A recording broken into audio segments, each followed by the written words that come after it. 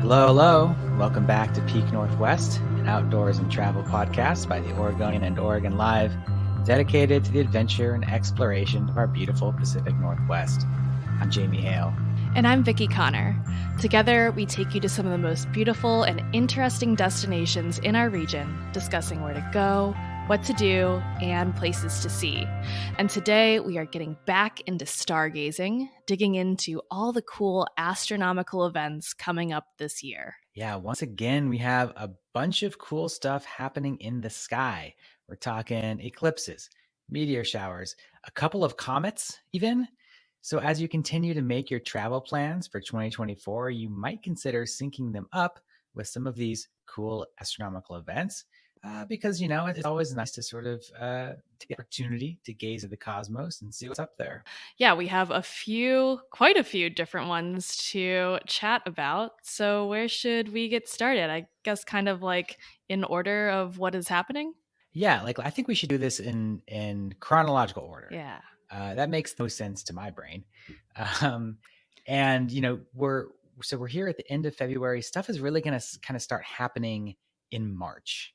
And obviously stuff happens throughout the year, but this is kind of a good opportunity, and I think a good time to start talking about this stuff. So the first thing on my list is, God, I so annoyed to read this name.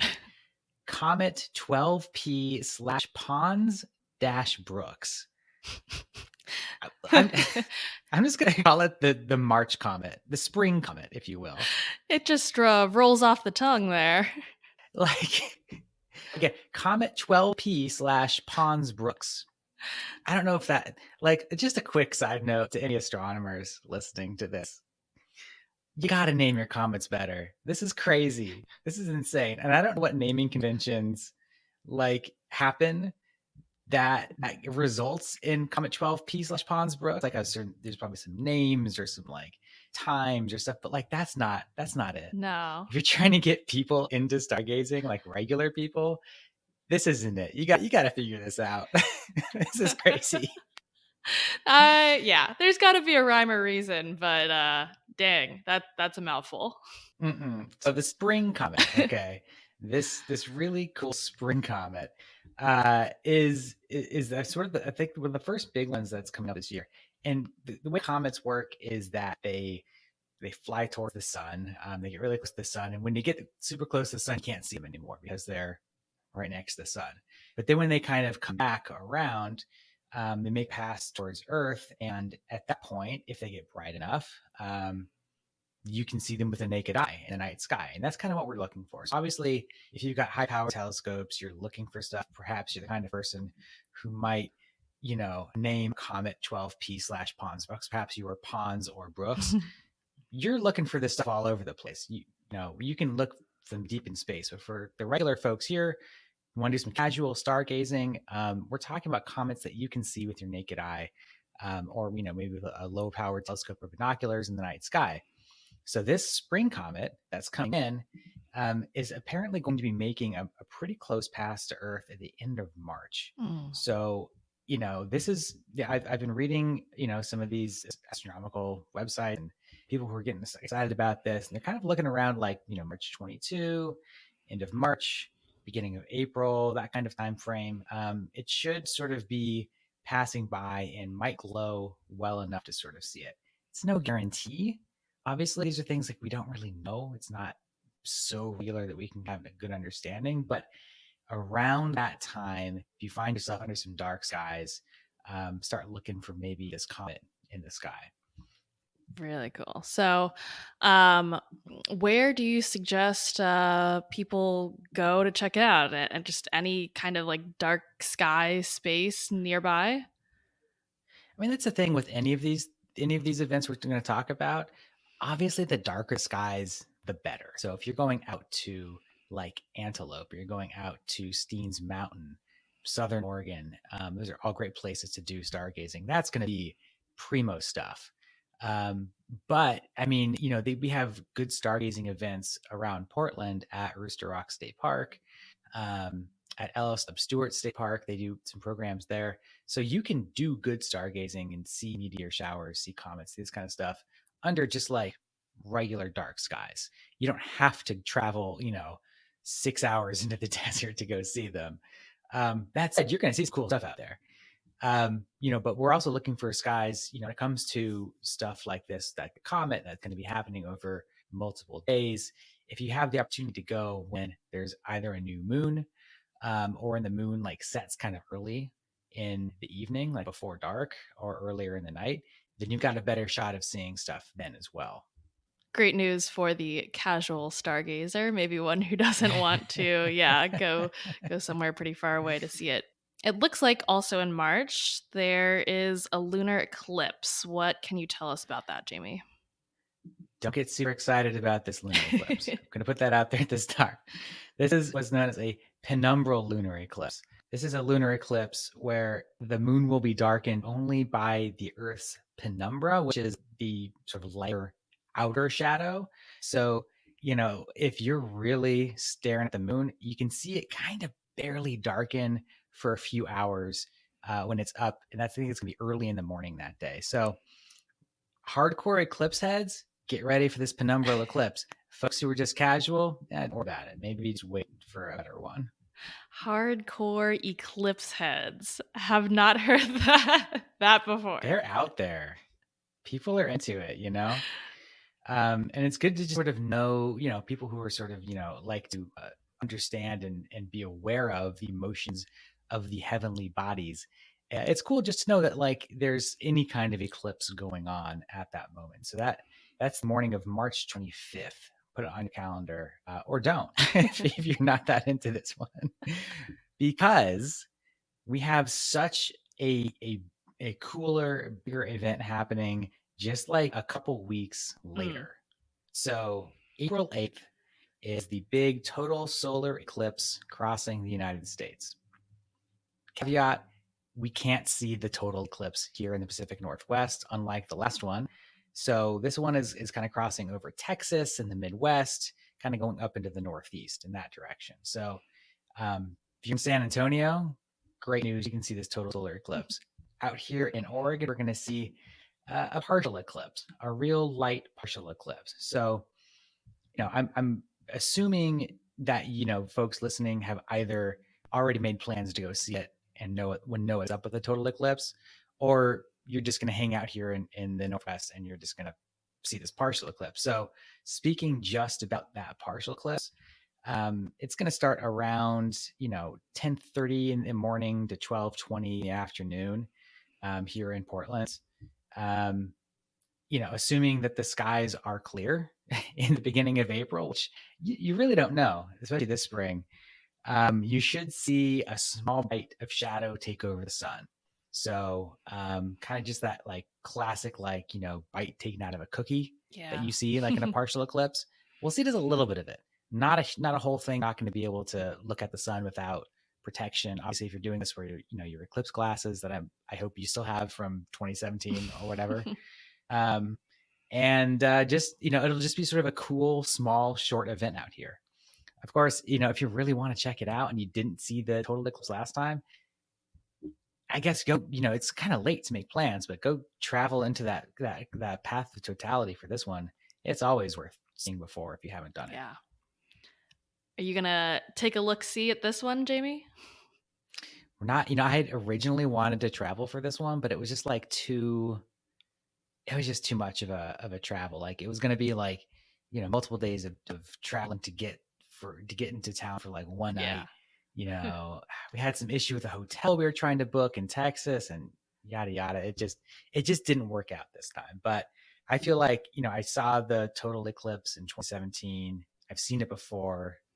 So like, I feel like I kind of checked off that bucket list. And while like, I would love to see it again, for me now, it's like, what is the inconvenience factor of getting there to see it? Right. If I had never seen it before, I might be sort of working harder to make it happen, because I think everyone should see it once.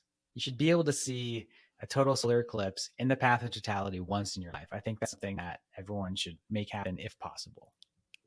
For sure. So you do not consider yourself a hardcore eclipse head? No, I don't think so. I mean, there's people who like will record the number of minutes they've been in totality. They'll Wow. be like, "Oh, I've been in 56 minutes of totality," or like, "Well, I've been in like 2 hours and 12 minutes of totality." They like add it up over the terms of their life. People get really into I this. kind of love that. Nothing Oh like yeah, some eclipse competition. right. Well, it's also kind of a cool excuse to like travel the world. To have like a reason to go to, I don't know, whatever countries it's going over, Yeah, or whatever parts of the ocean it's going over. It's sort of like a built-in vacation plan every year if you want. love it. But I should note, while we're talking about the total solar eclipse, I almost forgot about this. But do you remember our spring comet, the name of which we're not going to say again? Yes, yeah. The spring comet is making a very close approach to the sun during the solar eclipse. So normally that means when it's close to the sun, you can't see it, right? But with the sunlight blocked out, there's a chance, you don't know exactly how it's going to be, but there's a chance that you could also see the comet close to the sun during the eclipse. Whoa. That's Whoa. pretty That cool. is really cool. That's, yeah, it's going to be like, I think I read somewhere like, like if you put your fist up to the sky, the distance of like from one side of the fist to the other is like the distance between the sun and the comet. So that's pretty close. Um, worth a look anyway to just check it out. Yeah, I hope someone can photograph that if that is something that's possible. I think someone's definitely going to photograph that if it's possible. So look out for photos after the fact, unless you're the person who wants to photograph that. In which case, good luck to you. Yeah. That sounds very fun and cool. All right, so moving on, we have some meteor showers this spring and summer to look forward to. Yeah, obviously meteor showers happen a lot during the year. These annual showers that happen. The your ability to see meteors depends on like a lot of factors, not just is it cloudy in the northwest, which is always the question, but also like what is the moon situation? How full is the moon? When does it rise? All of that. It's not like a full moon means you can't see any meteors. It just means that like the amount of light will drown out some of the meteors that you might see. Similar to like being close to a city, you want to be in as dark a sky as possible. So we've got kind of like this spate of like spring, summer meteor showers, and some of them are not great for various reasons. Either the conditions aren't great, or they're just like weak showers. But of course, the big one of the year, the Perseid meteor shower, should be a pretty decent conditions for this one. So the Perseids peak. They run fully from July 14th to September 1st. They peak the night of August 12th into 13th. So because it's such a good meteor shower, you kind of look at it in any time. So you kind of figure out like when's the best moon condition. When can I get out there to some dark skies or whatever? Kind of just go whenever you can. But August 12 to 13 is that main peak. Typically produces up to 100 meteors per hour, which is a lot. Um, this year's peak falls under a waxing half moon. So, that's kind of like decent moon conditions. The moon will set just before midnight. So some late night meteor watching could be happening this year for the peak. But if you really want some dark skies, aim for that new moon around August 4th. That's kind of like in the middle of the meteor shower, not quite the peak, but you'll have those nice dark skies. And I think August 4th is a good time to shoot for if you really want to make sure you see the meteors this year. Oh my gosh. Is this one you're going to go out and see? I'd like to. It's been a while since I've gone to see the Perseids. Just for like whatever reason, it just hasn't worked out. But I think I'd like to see it this year if possible. We'll see. We'll see what happens. These are meteor showers are always sort of thing where I'm like, if I'm in the right condition, if everything kind of comes together well, I'm down to see it. I don't usually go out of my way to see a meteor shower. Yeah. That's just me. That's not to say that anyone listening should treat them so, lightly. If you've not, especially if you've not seen a meteor shower, you got to see one. It's very fun and cool. And it's sort of a nice way to sort of, you can go out to a park or go out somewhere where there's some dark skies and bring a blanket, maybe bring a hot beverage, or if it's really hot, not a cool beverage. Bring some snacks, hang out with people, and just kind of chill out, relax, hang out, and you know, look at some cool meteors just shooting through the sky. It's just like a fun activity to do, but I like it as sort of a social activity. You can have friends out and just sort of hang out and enjoy it. Absolutely. What other meteor showers are happening this spring and summer? We have several other meteor showers. The only one I feel like is worth mentioning here is the Delta Aquarid and Alpha Capricornid meteor showers. Again, names. Let's find some better names for these things, y'all. They're both considered pretty weak meteor showers, but they both peak around the same time, around the end of July 30th, 31st. And this year, the conditions are pretty good for the peak. So, like a decent time to watch for them. So, if you're out there at the end of July, you may be seeing some Perseid meteors. You may be seeing some Delta Aquarid or Alpha Capricornid meteors. It also means that kind of end of July, beginning of August is like a good time for meteors, generally speaking. Mm-hmm. So I would go out there and just take a look and see what you can find. Let's see. Moving on. It looks like September 17th, we have a supermoon lunar eclipse. That sounds super exciting. See, those are words that you put together and you're like, I know what that means. Big moon eclipse. We get it. It's great. Big moon, big wow. Yes. Yes, exactly. The first of two supermoons in 2024. Supermoon, again, is just a moon that is like a little bit bigger and brighter than usual.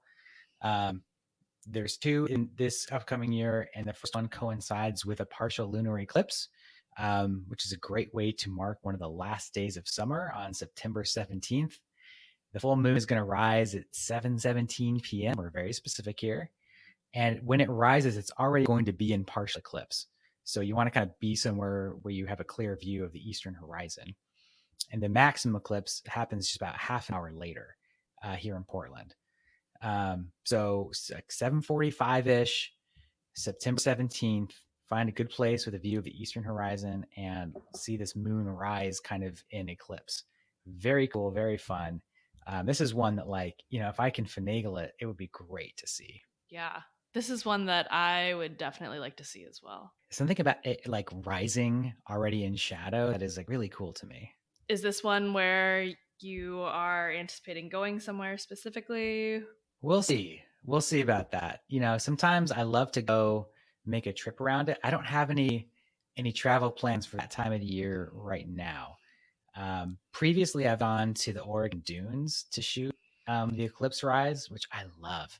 Seeing the supermoon rise over the dunes plus an eclipse, I think that's such a great vibe, a great setting. Highly recommend anyone going out there and doing that. Oh, for sure. I've definitely seen those photos, and they are pretty darn cool. Yeah, our colleague Mark Graves shoots a lot of eclipses, and every time there's one, I'm like, I hope Mark is shooting this, because he always comes back with such great pictures.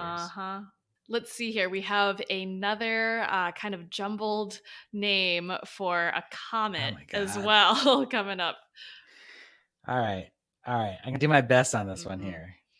It's kind of one you have to read, but it is Comet C/2023 A3, and then in parentheses, Tsuchinchan-Atlas.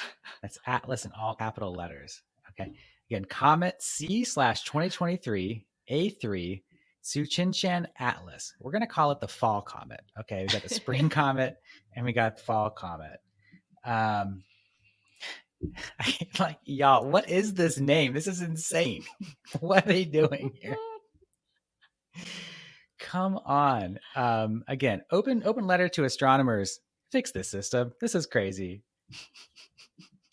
We're gonna get some email to being like, Jamie, this is the reason why we have it like this, and it's worked for many years. We don't need you bad mouthing us on your podcast. Sure.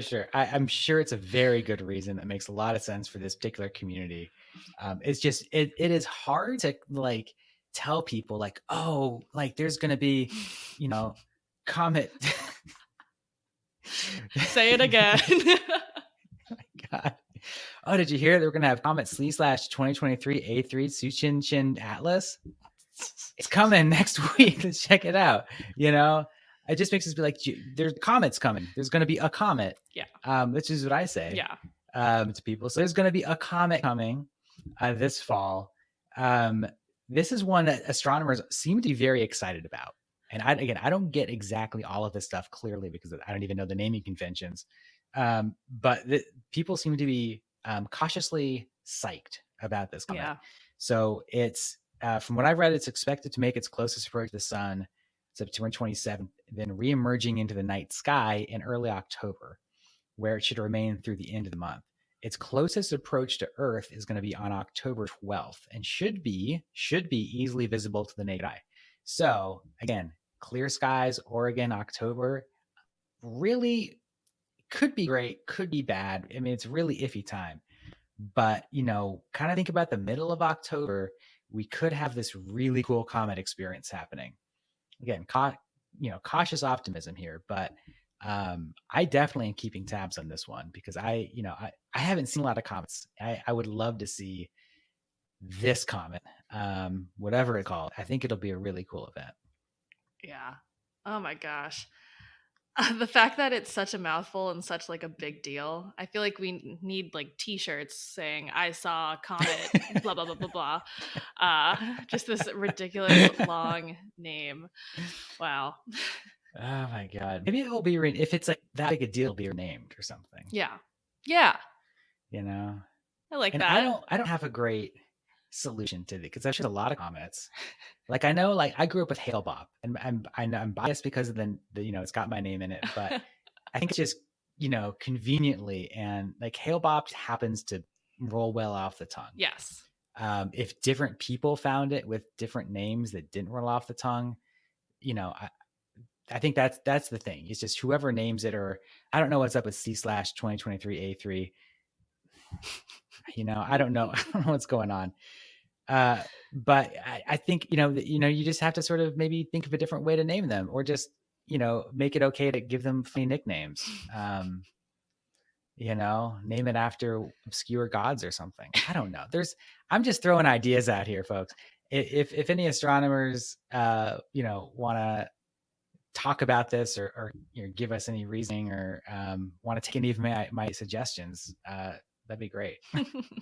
All right. Well, there are some meteor showers happening in the fall. What can you tell us about that, Jamie? Yeah.